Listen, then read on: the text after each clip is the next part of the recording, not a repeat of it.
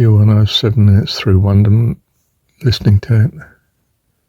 Had an encounter during the day.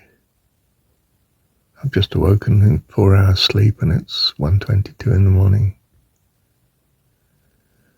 And the encounter was someone who, a 13-year-old, would you believe it? Not my daughter, I'm talking about someone else's daughter, attacked me in a,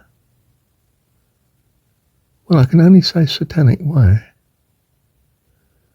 Told me I shouldn't be in the house because her dad was not there. And it's not appropriate that I be in a house with a woman who's not got her husband there. It turned out to be utterly fraudulent because there was another man in the house anyway. He was a temporary lodger who is homeless, incidentally. And a character I was repelled by in spite of his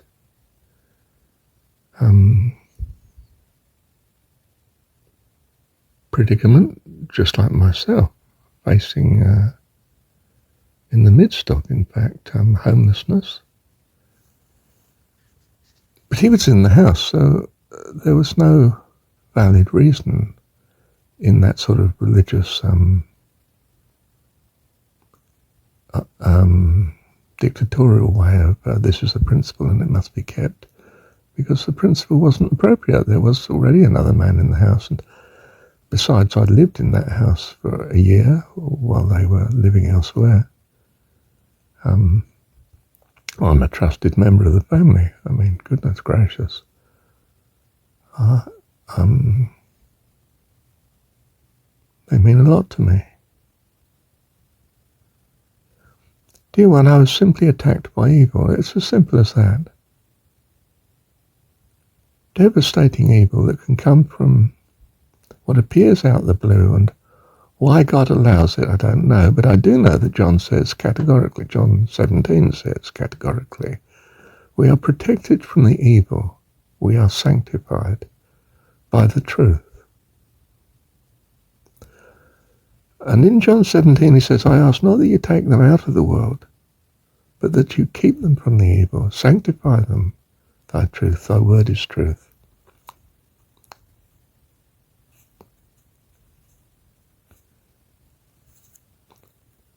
It is because you are holy that evil assails you from time to time in this world. Doesn't happen in heaven, dear one. And the sort of loose Christian story has it that Satan was cast out of heaven. And you see a Satan sometimes in an organization. I mean, I don't want to overstate it, but as if they appear at least utterly evil. And what happens when you have someone very close to you like this? You know, my family I'm thinking of that I was visiting, it's their child, one of several children to say the least. I mean, they can't get rid of their child. How do they separate themselves from this evil? And, well, from my narrow point of view, you understand, this girl purposes evil. It's blatantly satanic. And I think of what might be equivalent in my life. A violent chap who used to come to Victor Sylvester's. Big, violent, used to drink. Older person than the others, and he was dangerous. And collected around him people who would sort of contribute to this. I can think of another who was, I know you're not supposed to think whatsoever's, but think whatsoever's good and lovely, but I had another example that came to my mind. A lady from nowhere, never seen or met before, who shouted at me and insulted me in a supermarket while I waited at the cash desk. I was just astonished. I mean, it didn't turn into physical violence, thank God. And people around too. I mean, she came, the phrase that occurs to my mind, like a bat out of hell, suddenly attacked. I think, what's this about, Lord? I mean, let me state what you might think is a fantasy. Am I so pure and godly that, I just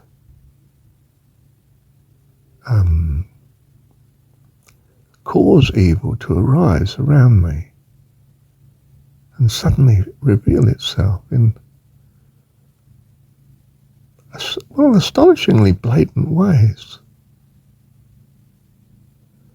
Whether it's a church I'm belonging to or a school, in the case of, difficulties that you can think of at school where some kids are just horrible to you.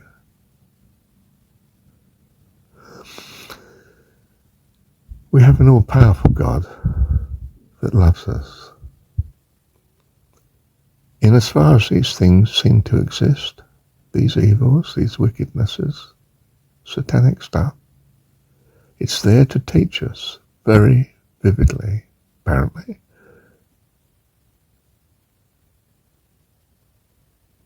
we take refuge in the truth, the love of God. It creates in us a tremendous desire to be free from such evil. And this is good.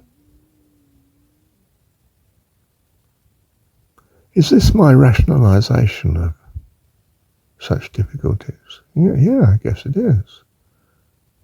I'm thinking, well, they're the thoughts that God is giving me. I'm pouring them out to you now, of course, but I don't know I'm right, of course. I'm in a world of uncertainty. I know what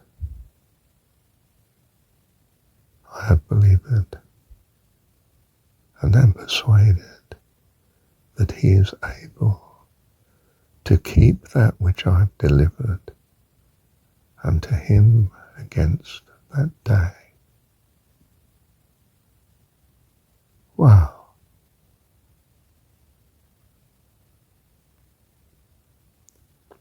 Dear one, we are in the transitory world. There is a mixture of what presents at the least as good and evil here. And it is our desire to trust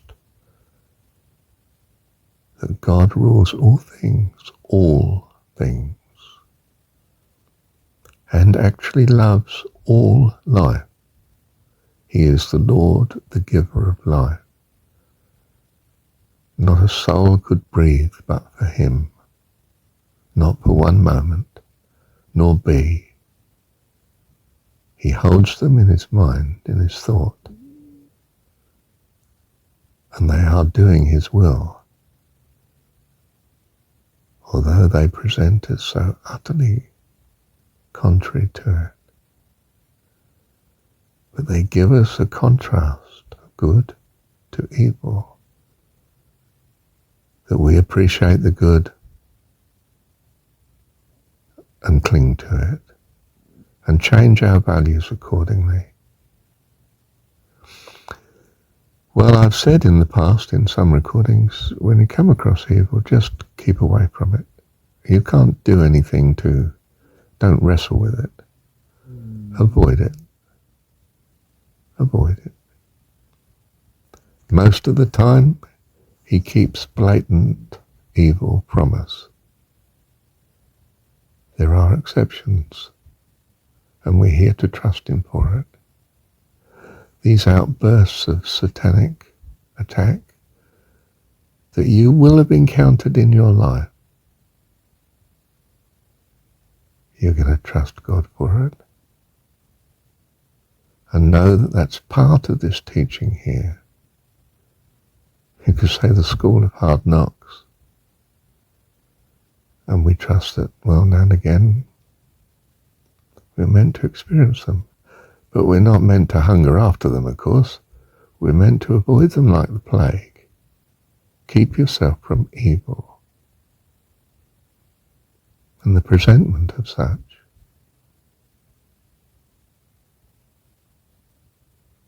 Our blind, leaders of the blind sometimes, have nothing to do with them. A couple I know, they can't keep away from this evil that they have in their house, one of their kids.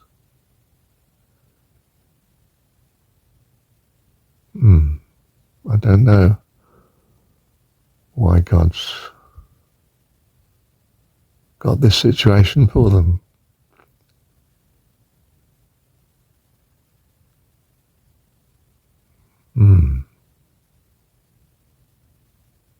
Obviously, this little girl didn't want me there in the house. Wow. Powerful. Powerful. I, of course, simply called across to her mother and said, "Do you want me to go?" "No," she says. So I stayed. But it was a difficult time. And I'd stepped from the harmony of the day into a sort of quagmire of battle. And I'm concerned at the stress on the lady there, and she's incredibly Christian soul, incredibly earnest soul. This is the girl's mother. Been an incredible blessing to me, as indeed has her husband. And in some ways, the other girls, and the boys are not good, though. The boys are all, I daren't say. They all have their problems, I suppose. Goodness, Lord, don't we all have our problems?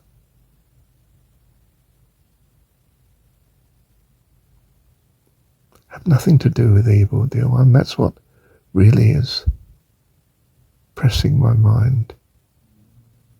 We love all life, but don't nurse a viper to your bosom.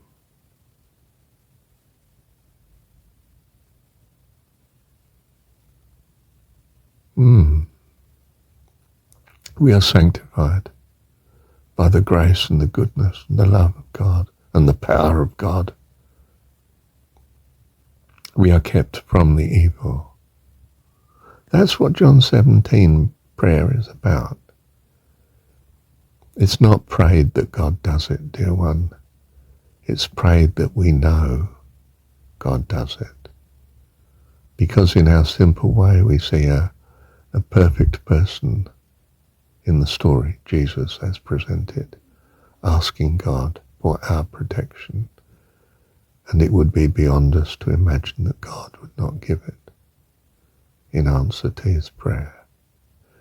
Even though I don't believe in asking, so to speak, in prayer, because he's an all-powerful God and he loves us, and obviously he's doing what's best already. And if I'm subjected to an outbreak of evil, as these indications, these examples I've given,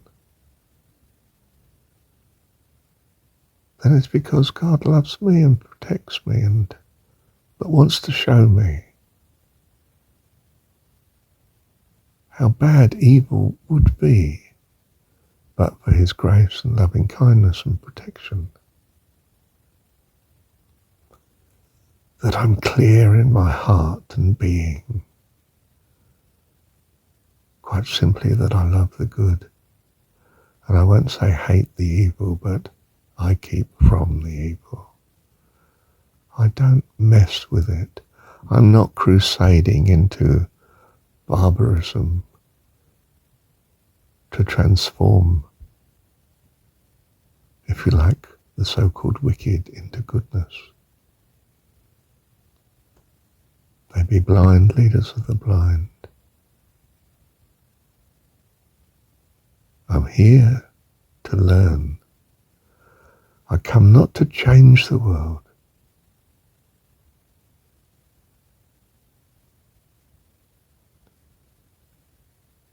Do you see?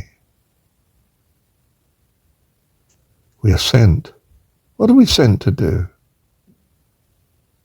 Tell them that God is all-powerful and loves them. They suspected he might be all-powerful. It's the all-loving bit they didn't know, and they haven't received into their heart, and don't know how important that is. So we love and are kind, and when we are confronted with evil, well, we keep our peace, which is to stay away from it. Leave them alone. Sounds callous and horrible, doesn't it? But they need rescue. Yes, and they're here in this world that they be rescued. They see good, they want to destroy it, and then, well, they find that their life goes to pieces, to hell, I was going to say.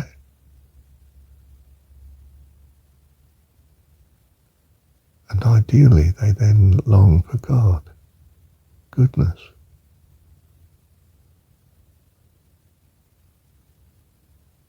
You and I don't have all the answers. I just turn to trust in God, in his goodness, power and loving kindness, our Heavenly Dad. And we are sent to do what Jesus was sent to do.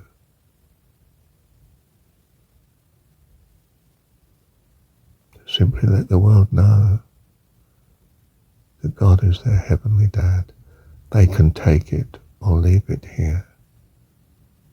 And the evil are those that leave it until they long for something better, so much better.